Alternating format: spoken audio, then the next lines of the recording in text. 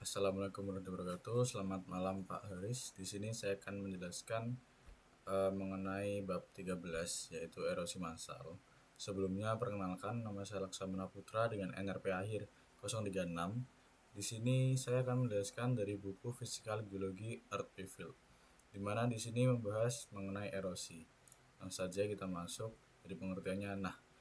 Jadi erosi massal itu merupakan pergerakan massa batuan, tanah, atau material longgar yang menuruni lereng akibat gravitasi. Nah, kalau kita lihat tentang alam di sekitar kita, mulai dari bukit, lembah, sampai tebing, itu semua sebenarnya itu hasil keseimbangan antara dua kekuatan yang besar, yaitu gaya tektonik yang mengangkat permukaan bumi dan gaya gravitasi yang berusaha meruntuhkannya. Nah, erosi massal atau mass wasting adalah proses ketika tanah atau batuan itu bergerak turun mengikuti gravitasi tanpa bantuan agen lain seperti air di sungai ataupun angin.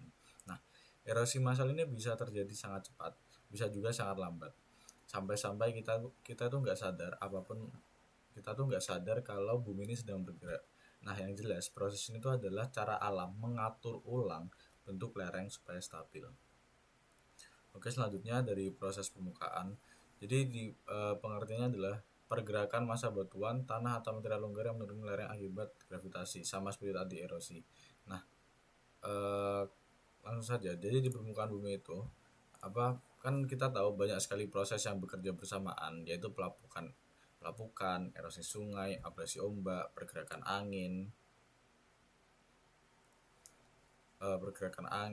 lalu ada juga mass wasting, yang mana erosi masalah di. Nah, semua itu saling terhubung. Mass wasting itu berada di titik yang lumayan penting dari sistem itu karena setelah batuan mengalami pelapukan, material hasil pelapukan itu harus dipindahkan ke tempat lain. Nah, dengan adanya gravitasi itu tuh membantu tahap pertama pemindahan ini. Jadi mass wasting itu seperti jembatan antara pelapukan dan proses transportasi lainnya. Kita bisa bayangkan permukaan bumi itu sebagai arena yang mana dia tuh selalu berubah, selalu digerakkan oleh kombinasi air, udara, dan gravitasi. Lalu kita masuk ke pengantar pengikisan massal. Nah, bagian ini tuh menjelaskan mengenai konsep dasar dari pergerakan tanah atau batuan. Jadi ada beberapa poin penting. Yang mana yang pertama itu lereng yang kita lihat hari ini itu tidak stabil secara permanen. Ia itu hanya stabil sementara sampai terjadi perubahan kondisi. Lalu bentuk lereng itu sangat bergantung pada kekuatan material dan sudut kemiringannya. Bahwa kita juga tahu bahwa apabila lereng itu memiliki sudut lebih dari 30 derajat itu dapat dipastikan atau dapat kita curigai bahwa lereng tersebut itu mungkin saja terjadi longsor ataupun erosi. Nah, jadi ketika lereng itu terlalu curam atau material di atasnya menjadi lebih lemah, jadi pergerakan mass wasting itu akan kemungkinan terjadi. Banyak kejadian mass wasting yang terlihat tiba-tiba, padahal sebenarnya tuh lereng itu sudah tidak stabil dalam jangka waktu yang lama. Misal, bayangkan saja lereng itu sebagai tumpukan pasir besar. Nah, selama sudutnya tidak melebihi batas stabil, ia aman. Tapi, kalau ada yang mengganggu, misal hujan deras, gempa kecil, atau berat tambahan, yang secara tiba-tiba, bagian depannya itu bisa saja runtuh. Nah, di bagian pengantar ini tuh juga memperingatkan bahwa mass wasting itu sering muncul bersama dengan bencana lain. Jadi mass wasting itu seperti contoh bersama dengan gempa, badai, hujan ekstrim, dan juga seringkali menjadi pemicu utama hal-hal itu adanya mass wasting. Nah, jadi ini tuh alasan mengapa banyak kerusakan longsor itu tidak terjadi sendirian, tetapi muncul sebagai rangkaian dari sebuah bencana alam besar. Lalu ada contoh dari pergeseran massa, yaitu sangat lambat kita klasifikasikan menjadi creep, lalu sedang yaitu slam atau earth flow, dan cepat yaitu debris flow. Nanti kita akan membahasnya pada lebih banyak lagi pada bab-bab selanjutnya. Kalau di sini ada tabel 13.1, yang tabel ini tuh mengklasifikasikan bagaimana material batuan dan tanah bergerak menuruni lereng akibat gravitasi. Nah, ini tuh mengaturnya tuh berdasarkan jenis gerakan dan kecepatan pergerakannya. Jadi ada 3 jenis gerakan utama, yaitu flow atau aliran yang melibatkan material bergerak seperti cairan kental, yang mulai dari sangat lambat seperti creep atau rayapan, yang mana creep itu bergerak kurang dari 1 cm per tahun, hingga yang sangat cepat dan menghancurkan seperti debris atau rock avalanche, yang mana itu adalah longsoran puing atau batuan yang mana bergerak lebih dari 4 km per jam. Nah, lalu ada juga slide atau longsoran yang mana yaitu melibatkan material bergerak sebagai salah satu dari eh, kesatuan di sepanjang bidang luncur dan terjadi pada kecepatan sedang hingga cepat. Dan juga ada fall yang mana atau jatuhan yang merupakan gerakan paling cepat dan tiba-tiba seperti rock fall atau jatuhan batuan secara umum. Jadi secara umum itu gerakan massa paling lambat disebut creep atau rayapan. Sementara yang paling cepat adalah avalanche dan rock fall, longsoran dan batuan jatuh. Lalu ada klasifikasi pengikisan massal, yang mana di bagian ini tuh kita mulai masuk lebih teknis nih. Dari tadi kan kita udah belajar pengertiannya. Nah, di buku ini itu tuh membagi erosi massal tuh berdasarkan 3 hal utama, yaitu kecepatan pergerakan, jenis material, dan jenis gerakan. Kenapa sih harus diklasifikasikan? Karena gerakannya itu bisa sangat beragam. Ada yang mengalir seperti lumpur, ada yang jatuh seperti batu, dan ada juga yang bergerak pelan seperti tanah merayap. Nah, di sini mari kita bahas satu persatu, yaitu kita mulai dari klasifikasi pengikisan massal. Yang pertama adalah kecepatan pergerakan atau rate of movement. Nah, kecepatan gerak pada massa wasting itu benar-benar bervariasi sangat ekstrim, jadi perbedaannya sangat jauh. Ada yang bergerak begitu lambat sampai kita baru sadar bertahun-tahun kemudian, dan juga ada yang bergerak secepat mobil balap. Nah, gerakan yang sangat lambat itu seperti creep, bisa kurang dari 1 cm per tahun. Gerakan menengah seperti slam atau art flow itu biasanya terlihat dari permukaan tanah yang berubah bentuk dalam hitungan hari, minggu, ataupun bulan. Contoh dari gerakan sangat cepat itu seperti debris avalanche atau rockfall. Nah, ini tuh bisa terjadi dalam hitungan detik dan membawa material dalam jumlah yang sangat besar. Jadi intinya tuh semakin cepat pergerakannya, semakin besar juga potensi kerusakannya. Ya, makanya kita juga tahu bahwa semakin berat dan juga tertarik oleh gravitasi, maka dia juga akan menyebabkan kerusakan yang makin besar juga. Nah, jadi dari kita ketahui kecepatannya, itu kita juga dapat membantu untuk mengenali jenis kejadian yang terjadi di lapangan.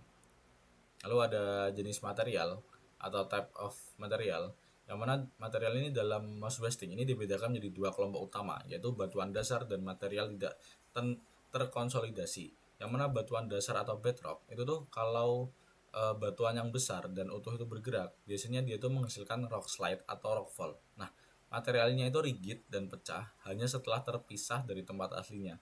Lalu yang kedua ada material tidak terkonsolidasi, yang mana ini adalah material lepas seperti tanah, pasir, kerikil, lumpur, atau campurannya. Nah, dalam kelompok ini ada 3 istilah penting, yaitu debris atau puing, yang mana itu berisikan kerikil, bongkahan, atau kerakal. Lalu earth atau tanah halus itu berisikan pasir, lanau, ataupun lempung. Lalu juga ada mud atau lumpur, yang mana dia itu sangat halus dan sangat jenuh air, yang mana dia itu teksturnya seperti bubur. Jadi semakin halus materialnya, semakin besar peran air dalam menentukan pergerakannya. Nah, inilah alasan mengapa hujan deras itu sering memicu mud flow atau debris flow. Lalu yang ketiga adalah jenis pergerakan atau type of movement. Nah, jadi ada 3 tipe gerak. Yang paling utama adalah flow, slide, dan fall. Yang mana aliran, geser, dan jatuhan. Yang pertama adalah aliran.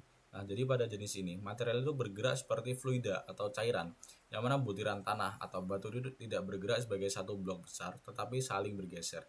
Contohnya itu ada earth flow, debris flow, apalagi ya, mud flow, debris avalanche. Nah, aliran itu selalu melibatkan air, jadi semakin banyak air semakin mudah material bergerak. Ini ada contoh dari flow atau aliran, bisa kita lihat. Lalu ada geser atau longsoran atau slide. Nah, geser atau slide ini tuh terjadi ketika material bergerak sebagai satu massa utuh dengan bidang gelincir yang jelas. Jadi ada 2 tipe utama, yaitu translation slide dan juga rotational slide. Nah, translation slide ini tuh material itu bergerak di atas bidang gelincir datar atau hampir datar. Jadi pergerakan ini tuh cenderung cepat karena bidangnya relatif lurus. Jadi itu sering terjadi pada batuan yang punya bidang retakan sejajar. Lalu rotational slide atau slam, ini bidang gelincirnya tuh lebih cekung seperti sendok. Jadi di bagian atas tuh longsorannya turun dan bagian bawah itu terdorong keluar. Nah, biasanya lebih lambat dan meninggalkan scrap atau dinding curam di bagian atas. Nah, jadi slide itu adalah salah satu jenis longsor yang paling sering kita lihat di lereng tanah, yang terutama di daerah lempung atau pada daerah yang banyak rekahan. Lalu jatuhan atau fall, ini tuh adalah jenis gerakan yang paling sederhana. Jadi material itu langsung jatuh bebas dari tebing yang curam dan terjadi mendadak. Nah, pemicunya itu bisa dari pelapukan, freeze cycle atau getaran. Jadi itu biasanya membentuk timbunan talus di kaki tebing. Nah, rockfall ini tuh sering terjadi di area pegunungan, tebing pantai atau tebing batuan granit seperti di Yosemite. Nah, jadi arah besar dari klasifikasi ini tuh membantu kita mengenali proses di lapangan. Misalnya, kalau materialnya cair itu mungkin flow, kalau bergerak sebagai satu blok itu slide. Jadi kalau jatuh bebas itu adalah fall. Nah, dan dari situ kita tuh bisa menentukan penyebab dan mitigasi yang tepat. Lalu langsung ada pada gambar ini, contoh gambar 13.1 ini tuh mengilustrasikan 3 cara utama material batuan dan tanah bergerak menuruni lereng di bawah pengaruh gravitasi yang dikenal sebagai gerakan massa atau mass wasting. Udah saya jelaskan tadi, ada flow, ini contohnya, dimana material bergerak seperti cairan kental. Jadi di ini contohnya itu lalu ada fall ini batu yang jatuh bebas, dan juga ada ini slide yang mana longsoran, dimana material bergerak seperti satu kesatuan. Ini bisa kita lihat satu kesatuan. Lalu ada ini juga fall yang mana dia jatuh dari tebing, ya, dia langsung turun ke bawah. Oke, lalu lanjut. Nah, jadi ada faktor juga dalam pengendali dalam pengikisan massal. Nah, jadi atau controlling factors. Jadi sebelum kita masuk ke jenis-jenis ini, kita tuh perlu paham dulu apa yang membuat lereng itu bisa runtuh. Nah, dalam subbab ini itu tuh ada 3 faktor besar yang benar-benar menentukan, yaitu ini: gravitasi, air, dan mekanisme pemicu atau triggering mechanism. Nah, di tabel ini tuh merangkum faktor-faktor penentu yang membuat lereng menjadi paling stabil atau paling tidak stabil, di mana gaya utama mendorongnya adalah gravitasi. Kondisi yang membuat lereng stabil itu meliputi lereng landai, tanah tipis, dan banyak vegetasi. Dengan air yang hanya membentuk selimut tipis di antara partikel tanah, di antara partikel tanah. Nah, sebaliknya, kondisi yang paling tidak stabil itu meliputi lereng yang curam, lapisan batuan yang miring, sejajar lereng, tanah yang terendam dengan penuh air atau disebut saturated, atau siklus beku cair atau freezing and thawing. Nah, selain itu ada 4 mekanisme pemicu yang dapat langsung menyebabkan longsor, yaitu di sini ada gempa bumi, penambahan beban di bagian atas lereng, lalu ada pengikisan atau undercutting di bagian bawah lereng, dan juga hujan lebat. Lalu ada di sini penyebab faktor terbesar yang pertama itu adalah gravitasi. Jadi gravitasi itu adalah pemeran utama di semua proses mass wasting. Jadi analoginya itu gampang sih. Jadi kan gravitasi selalu berusaha menarik semua material ke bawah, dan lereng kan adalah tempat atau arena yang mana dia menggunakan gravitasi kan, kita udah tahu. Nah, jadi saat lereng curam, gaya gravitasi yang menarik tuh semakin besar. Dan juga misal contoh lain, saat materialnya berat, dia kan dorongan ke bawah tuh ikut bertambah. Lalu lereng itu hanya stabil kalau gaya penahan lebih besar daripada gaya pendorong. Nah, gaya penahan ini tuh bisa berupa gesekan antara butir tanah, kekuatan kohesi, atau dukungan dari vegetasi. Begitu salah satu berkurang, keseimbangannya bisa runtuh. Nah, ini juga saya jelaskan, tegangan pada lereng itu terdiri dari driving force, yang mana driving force itu adalah gaya yang menarik material ke bawah, seperti gravitasi. Lalu resisting force adalah gaya yang menahan pergerakan, terutama kohesi dan gesekan. Seperti yang saya jelaskan itu, resisting ini yang untuk mengurangi atau memberikan keseimbangan agar lebih tidak mudah runtuh. Nah, ini ada contohnya. Nah, jadi di gambar itu menjelaskan mengapa material di lereng itu bisa stabil atau longsor. Nah, yang ditentukan oleh persaingan antara gaya geser. Nah, gaya yang mendorong material menuruni lereng akibat gravitasi dan ketahanan geser itu merupakan dari kekuatan internal tanah atau batuan yang untuk melawan pergerakan. Pada gambar A dan D, lereng landai atau tanah kuat itu ketahanan geser lebih besar daripada gaya geser, sehingga material stabil dan tidak bergerak. Nah, berbeda pada gambar B dan C, yang mana dia tuh lereng curam atau material lemah. Jadi gaya geser itu lebih besar daripada ketahanan geser yang menyebabkan material mulai bergerak atau longsor. Jadi singkatnya tuh, longsor terjadi saat dorongan itu menuruni lereng lebih kuat daripada daya tahan material. Lalu ada air. Air ini tuh adalah faktor kedua yang sangat penting setelah gravitasi. Yang mana air itu punya peran ganda.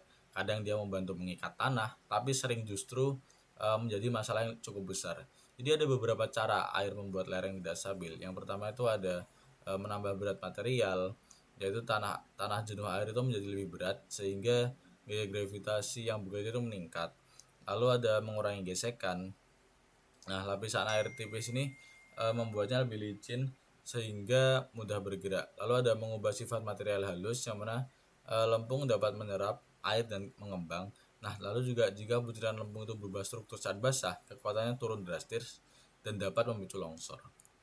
Lalu ada contoh lain yaitu membangun tekanan pori atau pori pressure yang mana kalau air menumpuk di ruang antar butir, tekanan dalam tanah itu dapat naik dan kekuatannya turun.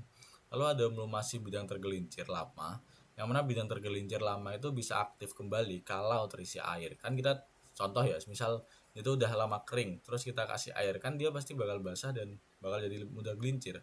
Nah, karena itulah hujan yang deras itu sering menjadi puncak masalah dari lereng yang sebenarnya sudah rapuh sejak lama. Nah, akibatnya dari hal-hal itu tuh berasal dari hujan deras. Terus ada drainase buruk. Jangan drainase buruk ini dapat mempercepat kejenuhan tanah dan memperbesar resiko. Lalu ada air juga. Air ini dia kan seperti awal tadi, dia itu memiliki peran ganda, kadang membantu, kadang juga menjadi masalah. Nah, yang mana jika air sedikit itu dapat memicu slam atau slide, air sedang dapat memicu earth flow, dan air banyak itu dapat memicu debris flow atau mud flow. Nah, di gambar ini tuh menunjukkan peran air sebagai faktor kunci dalam kestabilan tanah yang ditunjukkan melalui perumpamaan istana pasir. Nah, pada kondisi A, pasir tak jenuh, itu hanya ada sedikit air yang membentuk lapisan tipis atau films of water. Nah, di antara butiran pasir dan tegangan permukaan air, inilah yang bekerja sebagai lem atau pengikat untuk menahan butiran pasir tetap menyatu. Karena dia itu memungkinkan kita membangun istana pasir yang tinggi. Seperti ditunjukkan pada ini, contoh C ini. Nah, namun pada kondisi B atau pasir jenuh itu tuh terlalu banyak air yang memisahkan butiran pasir. Jadi itu menghilangkan tegangan permukaan dan menyebabkan campuran tersebut tidak memiliki kekuatan lagi dan mudah mengalir atau flow seperti lumpur. Jadi itu ini menjelaskan mengapa istana pasir akan runtuh jika terlalu kering atau jika terlalu basah. Lalu ada mekanisme pemicu atau triggering mechanism. Nah, jadi lereng itu bisa saja sudah tidak stabil, tetapi tetap diam sampai ada pemicu yang datang. Jadi dalam sebab ini tuh ada 3 pemicu utama, yaitu gempa bumi atau earthquakes, yang mana getaran gempa itu mengguncang partikel tanah dan batu, yang mana ikatan antar butir itu menjadi melemah dan retakan terbuka. Lalu ada material yang berada di ambang batas stabil itu bisa langsung jatuh. Ini contohnya rockfall dapat menyebabkan rockfall, rockslide, lalu ada debris avalanche. Yang mana contohnya itu banyak longsor besar daerah patahan aktif. Lalu ada hujan lebat. Kita juga tahu hujan ekstrim atau hujan ekstrim itu adalah penyebab paling untuk umum longsor di banyak daerah. Jadi tanah yang jenuh air itu kehilangan kekuatannya. Hujan ini dapat memicu kenaikan tekanan, lalu kejenuhan material dan kehilangan kohesi.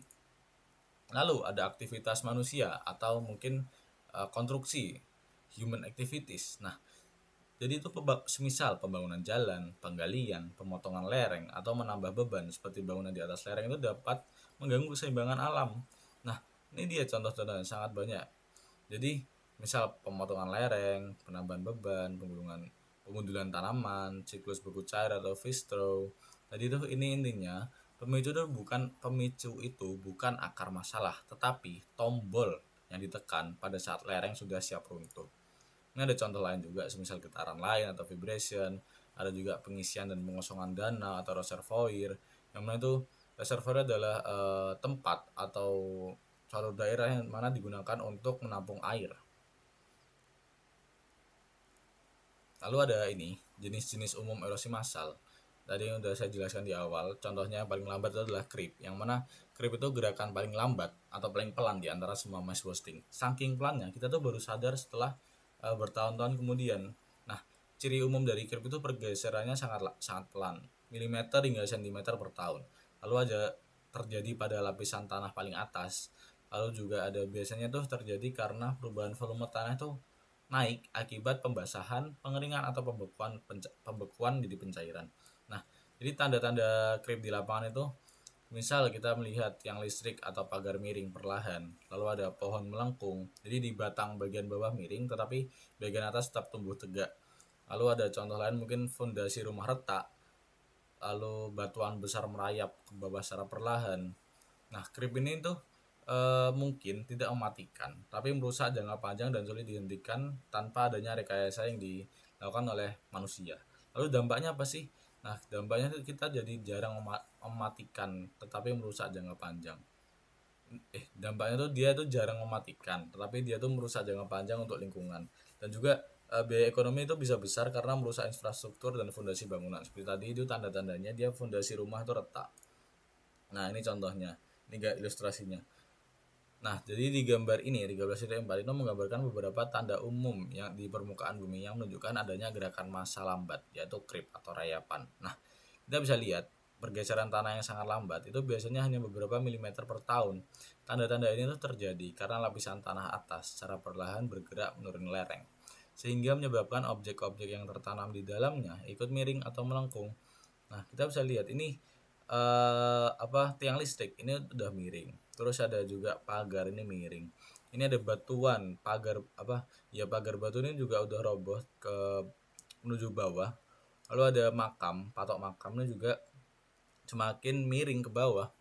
Lalu ada ini gambar 13.5. Ini contoh nyata di dunia nyata mengenai creep atau pergeseran. Rayapan, maaf. Nah, ini contoh tadi pohon yang bawahnya dia melengkung tetapi atasnya dia tegak seperti ini. Lalu ada ini visual bukit creep. Gambar ini tuh menyajikan 3 contoh yang mana bentuk gerakan foto A ini tuh menunjukkan batu nisan di halaman gereja yang miring ke bawah lereng. Sementara salah, ini gambar A. Ini 13.6. Ini tuh mekanisme freeze thaw atau beku cair. Jadi gambar ini tuh menjelaskan bagaimana siklus beku cair atau freeze thaw itu menjadi mekanisme utama yang mendorong terjadinya creep di daerah dingin. Nah, jadi prosesnya dimulai ketika air dalam tanah membeku di B ini dan mengangkat partikel tanah dan batuan kecil tegak lurus dari permukaan lereng atau dari posisi sebenarnya. Nah, ketika es mencair di C, partikel tanah dan bebatuan kemudian jatuh secara vertikal ke bawah, yang mana ini tuh bukan jatuh kembali ke tempat semula tetapi ke tempat yang baru. Nah, pengulangan siklus ini selama ribuan kali sepanjang tahun. Jadi dia tuh yang pelan-pelan tapi jadi besar itu loh. Jadi menyebabkan partikel itu bergerak sedikit demi sedikit yang mana menghasilkan gerakan creep yang lambat. Seperti itu. Lalu ada jenis lain yaitu aliran tanah atau earth flow. Karena gerakan ini tuh punya salah satu ciri penting yaitu material bergerak seperti cairan. Butiran tanah saling berpindah, tidak bergerak sebagai satu blok. Jadi ada beberapa tipe dari aliran atau flow. Yang mana ada earth flow atau aliran tanah. Yang mana itu terjadi saat material tanah itu halus menjadi jenuh dan kehilangan kekuatan. Nah, ciri-cirinya itu adalah material biasanya didominasi tanah halus. Lalu biasanya terjadi pada lereng yang tidak terlalu curam. Nah, dan juga ada kecepatannya dari pelan sampai sedang. Lalu di permukaan bumi itu terlihat seperti aliran panjang yang membentuk lidah. Jadi kondisi umum pemicunya itu adalah karena lereng dengan material tanah halus dan juga jenuh air setelah hujan. Lalu juga lereng yang sedang sampai curam. Jadi ciri visual yang bisa kita lihat itu adalah retakan pada permukaan tanah, vegetasi yang terlihat terlipat atau mengkerut yang mana mengikuti gerakan. Lalu ada permukaan aliran yang tampak bergelombang. Lalu ada yang kedua dari slam yaitu dari aliran atau flow yaitu slam atau earth flow, dimana kombinasi dua proses. Bagian atas mengalami slam atau geser rotasi, sedangkan bagian bawah mengalir seperti earth flow, yang mana cocok terjadi di tanah lempung yang tebal dan jenuh air. Jadi kombinasi ini sangat umum di daerah lempung dan lanau. Ini contohnya 13.7 ini earth flow atau aliran tanah, yang mana gambar itu mengilustrasikan yang mana jenis gerakan massa di mana massa tanah yang sangat jenuh air itu bergerak menuruni lereng seperti cairan kental yang lambat. Seringkali terjadi di bawah lapisan rumput atau vegetasi yang utuh di permukaan. Nah, aliran tanah ini biasanya bergerak lambat hingga sedang dan ditandai dengan pembentukan tebing curam, ini scraps, di bagian hulu atas. Nah, ini tuh tempat longsoran mulai. Jadi dia dari atas ke bawah. Tanah di bagian bawah lereng itu bergerak maju meninggalkan permukaan yang tertutup rumput.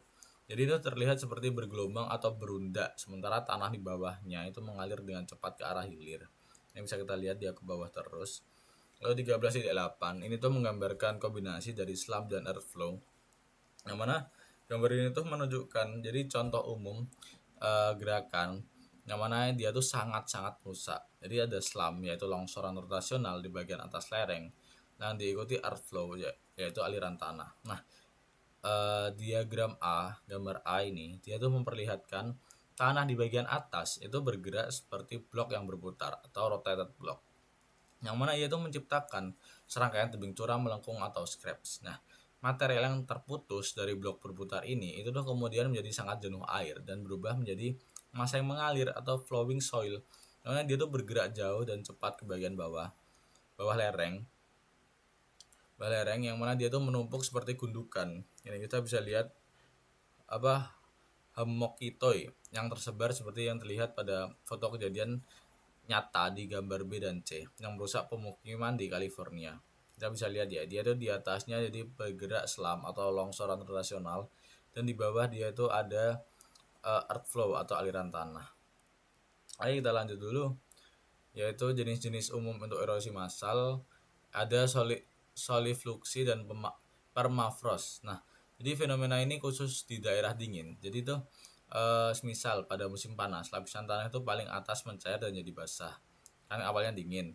Jadi kalau panas kan dia bakal cair dan basah. Nah, di lapisan bawahnya itu tetap beku atau permafrost sehingga air itu tidak bisa terserap. Jadi air di atas itu tidak bisa terserap ke bawah. Nah, tanah jenuh air pada lapisan atas itu perlahan mengalir menuruni lereng. Hasilnya adalah aliran tipis yang sangat pelan. Lalu kita lanjut. Nah, ini contohnya, ini alirannya. Nah, gambar ini itu menjelaskan proses solifluction, yaitu jenis aliran tanah yang sangat khas terjadi di daerah dingin yang memiliki permafrost atau lapisan tanah yang membeku permanen yang sudah saya jelaskan tadi. Nah, jadi selama musim dingin itu tuh seluruh tanah itu membeku, tetapi saat musim panas lapisan permukaan itu mencair dan jadi sangat jenuh dengan air karena airnya tidak bisa meresap ke lapisan bawah yang masih membeku. Nah, tanah berlumpur yang penuh air ini kemudian mengalir sangat perlahan di atas lapisan permafrost yang licin dan kedap air. Karena itu membentuk gundukan atau lobus ataupun bisa kita lihat sebagai lidah tanah yang bergelombang di lereng yang landai, ya di lereng yang landai. Nah, jadi singkatnya solifluction itu adalah aliran tanah di atas tanah beku. Lalu gambar 13.10 ini kerusakan akibat pencairan permafrost yang mana itu menunjukkan gambaran asli gimana kerusakan jalur kereta api di Alaska yang dibangun di atas medan permafrost. Jadi dia ini kayu kan ya, lapuk. Dan juga dia ada besi. Nah, jadi itu ya kayak gitu. Lalu ada debris flow atau aliran material. Nah, jadi ini tuh campuran air, tanah dan batuan. Ini tuh memiliki ukuran yang besar dan bergerak cepat. Jadi ciri-cirinya itu ada beberapa, yaitu seperti contoh materialnya itu kasar seperti kerikil dan bongkahan, yang mana mereka itu ikut mengalir. Kecepatannya itu sangat cepat, bisa puluhan kilometer per jam. Nah, dan juga ini tuh sering terjadi di daerah atau di lembah sempit pegunungan. Dan juga banyak muncul setelah kebakaran hutan karena vegetasi hilang sehingga tanah mudah larut. Lalu debris flow ini juga bisa menyeret mobil, rumah, pohon dan juga hampir apapun di jalurnya. Jadi komposisi dari debris flow ini itu dominannya fragmen yang kasar dan juga air itu sangat berperan sebagai media transportasi untuk menurunkan ke bawah. Jadi bahayanya ini tuh sangat destruktif. Dia yang udah saya jelaskan, dia bisa menyeret mobil, rumah, bahkan pohon dan juga kecepatannya sangat cepat. Oke, lalu ada aliran yang lain yaitu aliran lumpur atau mud flow. Karena aliran lumpur ini tuh versi lebih cair dari debris flow, yang mana ciri dari mud flow itu mengandung material yang sangat halus ataupun bisa disebut lanau atau lempung, sangat jenuh air atau konsistensinya seperti bubur semen, dan juga biasanya terjadi setelah hujan ekstrim di daerah kering atau semi kering. Jadi mud flow ini tuh mampu menempuh jarak jauh mengikuti alur dari sungai ataupun lembah. Ini contohnya. Jadi ini mud flow atau aliran lumpur. Jadi ini tuh udah kering ya, bisa kita lihat. Jadi ini tuh merupakan permukaan yang tersisa setelah mud flow atau aliran lumpur di pegunungan apa ini? Andres Peru. Nah, mud flow itu adalah sudah saya jelaskan tadi, aliran massa yang sangat cepat yang mana yang awalnya dia sangat cair, dia kan jadi terkena panas dan juga mengering atau mengeras. Lalu ada ini 13.3 yaitu kekuatan dari mud flow, yang mana dia tuh contohnya di mana nih?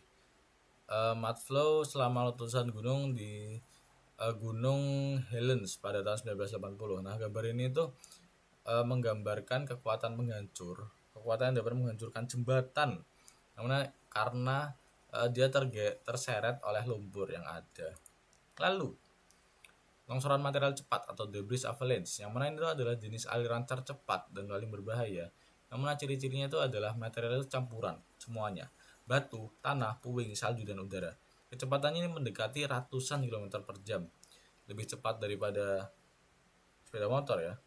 Lalu sering terjadi akibat gempa atau runtuhan besar pada gunung berapi, yang mana itu menghasilkan kehancuran total di jalurnya, dan itu level paling ekstrim dari mass wasting. Jadi itu ada fenomena unik yang dari longsoran material cepat atau debris avalanche ini tuh menghasilkan air kasin atau lapisan udara yang bentuk material meluncur jauh, dan juga dapat menyebabkan kehancuran total pada jalur lintasannya. Nah, ciri-ciri dari rockfall ya, ini maaf typo. Sekarang itu kita udah masuk ke jenis massa wasting yang melibatkan batuan besar atau bongkahan yang masih relatif utuh. Jadi itu ada dua kategori utama, yaitu rockfall dan rockslide. Keduanya itu mirip sih, tapi prosesnya berbeda.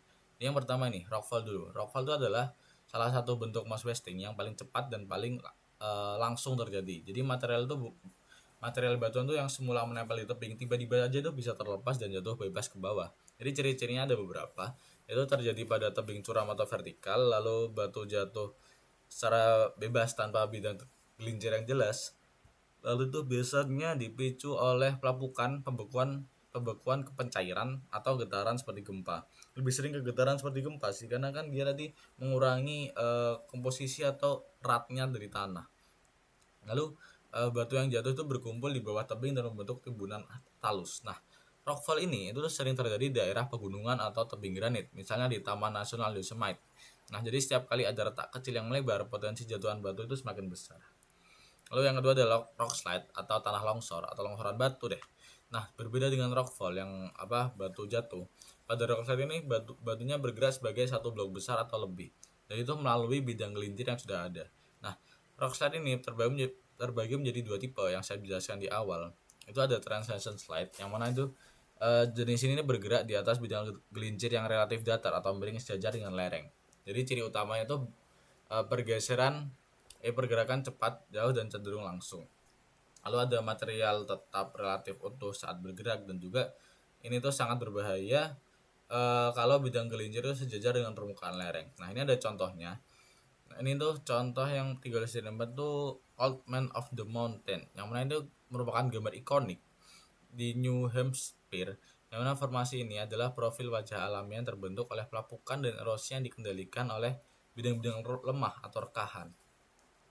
Nah, foto A ini tuh menunjukkan formasi sebelum runtuh, dan foto B itu menunjukkan sisa-sisa tebing setelah wajah batu itu runtuh pada 2003. Namun ini terjadi karena peristiwa rockfall. Lalu ada 13.15 yang mana mekanisme rockfall atau jatuhan batu. Ini adalah ilustrasinya untuk kemudahan untuk dipahami ya. Batuannya itu jatuh dari tempat asalnya ke bawah. Lalu ada 13.6 yaitu talus atau reruntuhan. Kita bisa lihat di bawah sini itu terdapat banyak batuan-batuan dari atas, yang mana dia tuh bisa kita simpulkan atau bisa kita gambarkan dia itu merupakan reruntuhan dari batuan yang ada di atas. Oke, lanjutnya ada yang kedua, yaitu rotational slide atau slam, yang mana jenis ini tuh punya bidang gelincir cekung seperti mangkok atau sendok. Nah, ciri-cirinya bagian atas dari longsoran itu turun dan melengkung ke belakang, lalu bagian bawah itu terdorong keluar. Nah, gerakannya itu lebih lambat dan sering terlihat meninggalkan undakan pada lereng. Lalu ada vegetasi dan tanah di atas slam itu sering tetap utuh, hanya bergeser posisinya. Lalu slam ini tuh umum terjadi pada tanah lempung tebal yang jenuh air. Nah, ciri dari visual atau yang kita lihat, kita bisa simpulkan, oh ini adalah slam. Itu adalah permukaan itu membentuk anak tangga atau undak-undak tanah. Lalu ada juga retakan melengkung pada lereng, dan juga ada pergeseran yang relatif lambat dibanding debris flow. Contoh kasusnya ada nih di Yosemite National Park. Itu ada rockfall besar yang dipicu oleh pelapukan normal dan pemisahan batu secara vertikal. Lalu ada lingkungan granit, Dan juga yang kedua dari Veendam disaster atau bencana di Italia deh sebenarnya. Ini salah satu bencana longsor yang mana itu terjadi di waduk yang mendorong kolam air besar yang melampaui bendungan. Dan ini menewaskan ribuan orang. Oh wow. Nah ini contohnya, ilustrasinya. Menjadi bencana longsoran atau batuan bendungan. Gambar itu mengilustrasikan bencana yang ada di Italia tadi, yang mana meluncur ke dalam waduk di belakang bendungan. Ini bendungannya. Nah, longsoran ini tuh bergerak di sepanjang lapisan batuan yang miring atau bedding surface, yang mana itu memenuhi waduk. Jadi kan volume waduk bertambah karena terdapat massa yang masuk.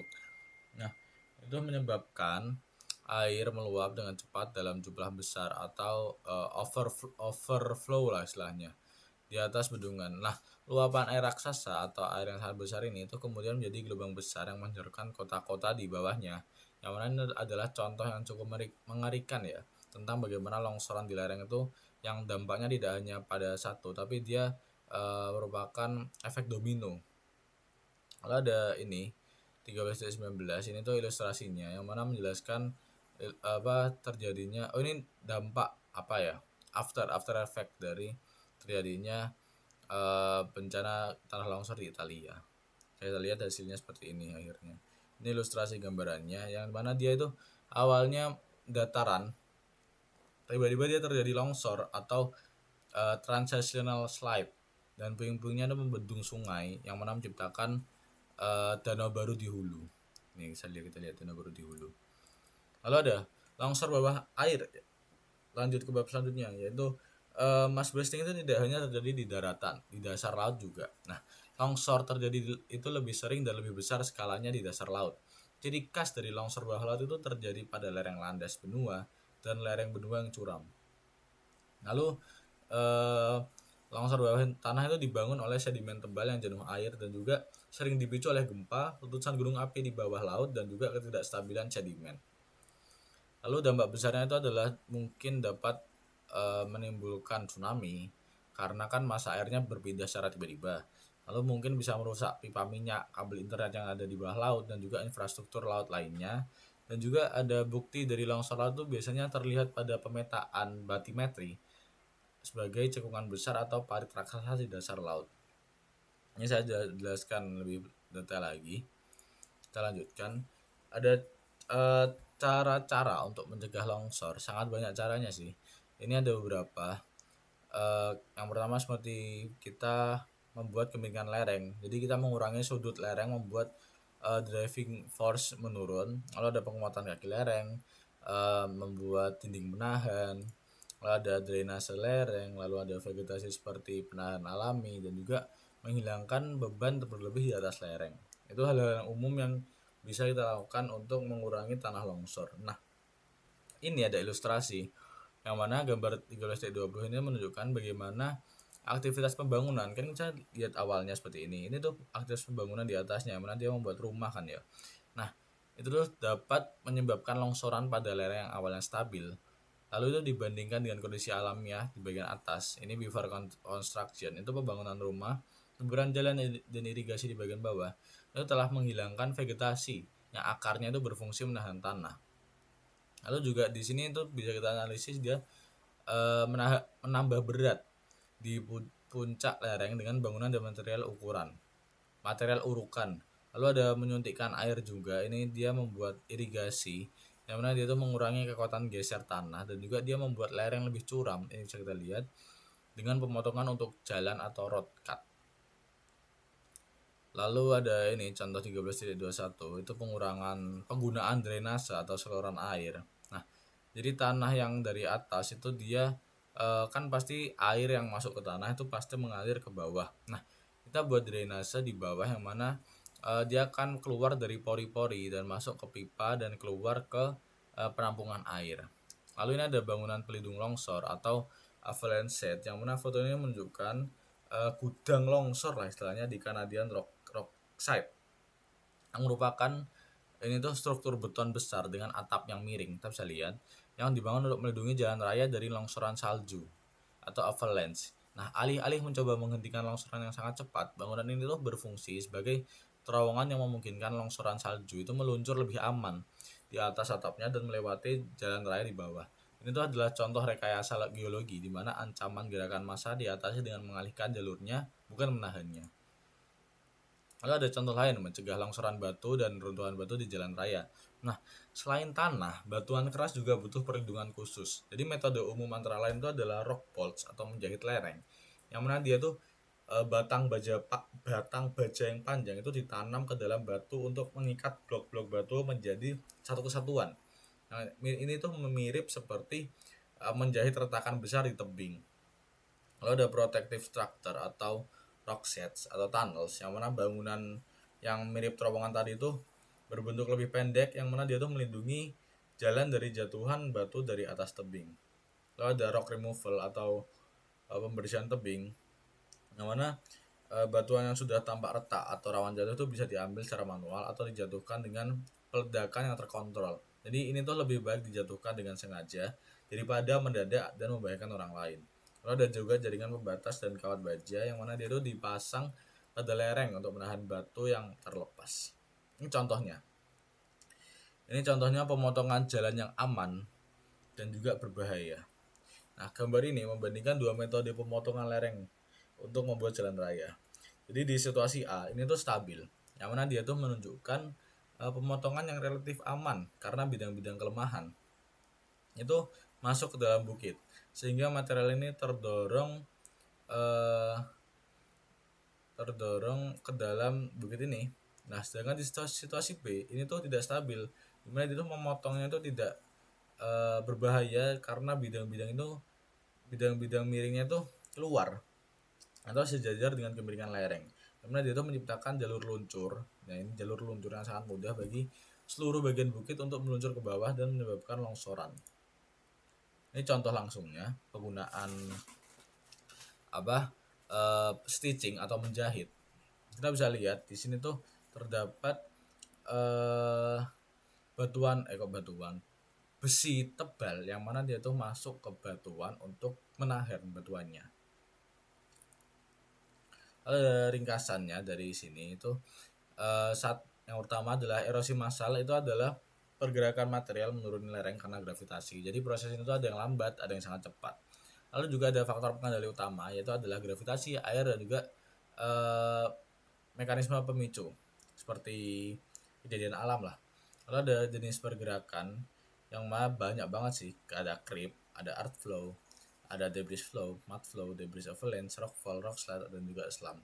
Lalu air itu sangat penting, dan juga dia memiliki peran yang sangat besar karena dia itu dapat menambah berat, menurunkan gesekan, meningkatkan keran pori, dan juga mengaktifkan bidang gelincir lama. Jadi itu dia seperti istilahnya pedang bermata dua. Dan juga ada longsor itu bisa mencegah dengan rekayasa teknik seperti tadi drainase, dinding menahan, vegetasi, dan juga teknologi pelindung dari jatuhan batu. Dan juga pencegahan itu adalah kombinasi rekayasa dan pengelolaan air serta lereng. Dan di sini ada key terms atau istilah-istilah yang mungkin penting pada bab 13 ini. Jadi cukup sekian yang dapat saya sampaikan mengenai bab 13, yaitu erosi massal. Mohon maaf apabila ada salah kata ketika saya menjelaskan atau menerangkan materi selama ini. Terima kasih sudah menyimak. Wassalamualaikum warahmatullahi wabarakatuh.